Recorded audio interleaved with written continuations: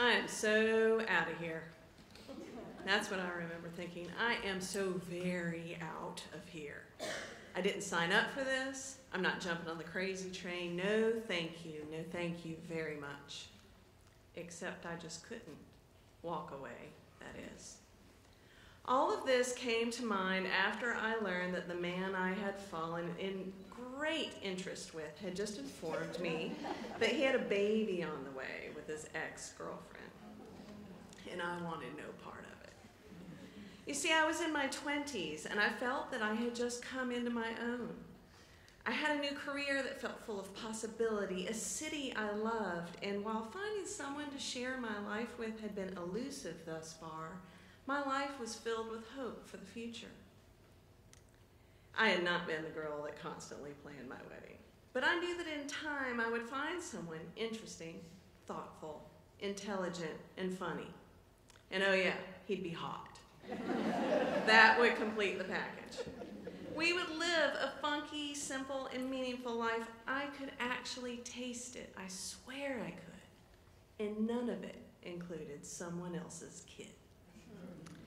So I found myself struggling with my fledgling love for this amazing man who had all the qualities I had always dreamed of. But could I reconcile the baby and the ex-girlfriend? I found myself with precious few people to talk to about how this played in my hopes for myself and my life. What will people think? Is it possible that we can form a meaningful life that includes a child who's been shaped by another's values and insights? I clung to him. I pushed him away. I isolated myself. My performance at work was dismal. I worried. I lived too much in my head, and living in your head is always a bad idea. It allows fear to take root, and my anxiety was growing a new identity inside of me. An identity which was predicated on fear, and I didn't care for that version of myself one bit. Then one day, while driving with the radio cranked up to brain-rattling levels, I had an epiphany for which I can thank Mick Jagger for all these years. Do you remember Sympathy for the Devil? That song is told from the perspective of the devil, and this devil is attractive and dangerous. And I'm no great theologian, but it sure seemed that my anxiety and fear was becoming a new identity. But that person wasn't really me. Not the me that I felt I needed to be to survive. And I was instantly clear on one thing. None of this craziness was the baby's fault. None of it was her fault. And she was coming into this crazy, complicated world with two parents that actively loathe one another. And that is a very heavy load. And here I was worrying so much about myself. How pathetic. On that day, I decided that I wasn't going to be a person who made her feel anything less than whole. She deserved that much. Shoot, she's entitled to a whole heart, not just a fraction of it. And as time went on, I fell utterly in love with this man, and I did my best in tiny steps to embrace this new version of our future. It was slow, and it was difficult. I didn't overcome my fears immediately that day with Mick. Oh no, I had to walk through this journey step by step. You see, there's no clear roadmap to being a stepmother. We have cultural norms for mothers and fathers. What to expect books, images from our own childhood. We do have other images of stepmothers, but can you ever remember when they were positive images?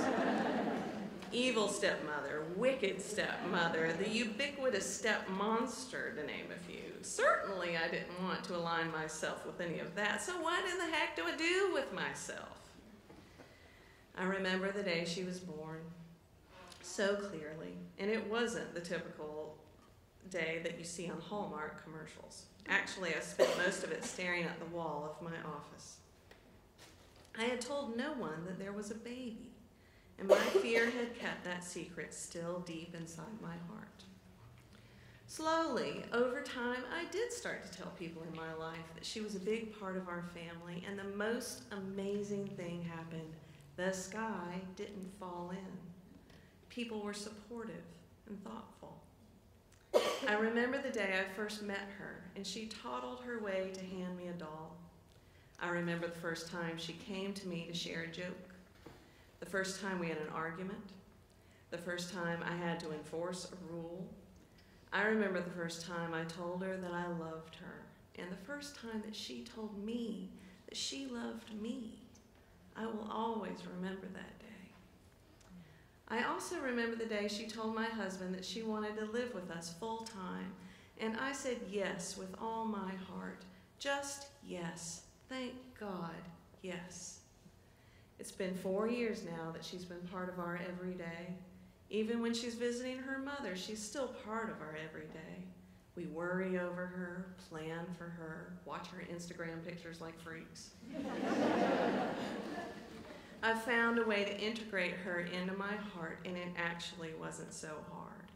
It was much harder to wall her out of my heart back in those early days. Trying to keep her love at bay was so much more work with zero reward. My stepdaughter is part of us, and we are part of her. Those bonds are sacred, tenacious, and cherished. What I used to think was a horrible mistake between two young adults turned out to be one of the most important events of my life. Who would have thought it? I'm just so glad it happened. All of it.